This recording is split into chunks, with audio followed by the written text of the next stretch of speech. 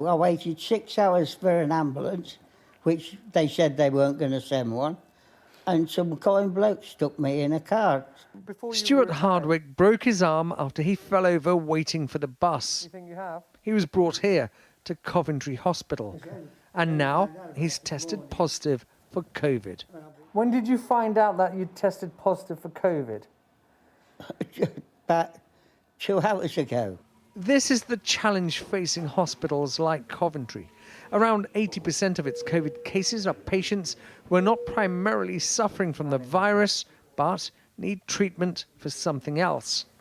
The hospital is effectively learning to live with COVID. And now the Prime Minister says it's time for the country to do the same.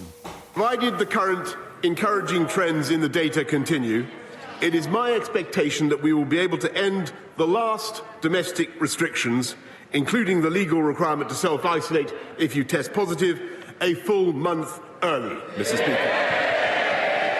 Looks like we've got a busy day in the cath lab again, sir. Professor Kiran Patel has been preparing his hospital for business as usual. And that means trying to function as they did before the pandemic, but with the virus still in circulation. Infection control is paramount and has been paramount throughout the pandemic. But of course, just like any measures related to the pandemic, we will be phasing back into business as usual. So as far as you're concerned, is your hospital now managing COVID-19 as if it's endemic rather than a pandemic? I am quietly confident. I think this is the beginning of the end. Like the hospital, the Prime Minister says his decisions are also driven by the data.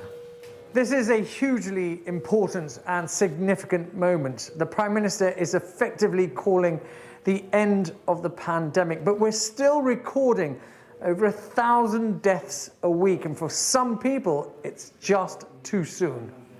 Our most vulnerable are worried they are being put at risk. There is a narrative amongst some sections of society that goes, well, if you're vulnerable and you're worried, just stay in then. Well, do you know what? Actually, we've done that for nearly 2 years, since March 2020. We'd like our lives and our liberties back as well, more than anybody. We really miss those like normal things too. Stuart's tests are continuing. He might require more treatments. I told him what the Prime Minister had just announced. So it's not over as far as you're concerned? It's not over as far as I'm concerned. Ashish Joshi, Sky News in Coventry Hospital.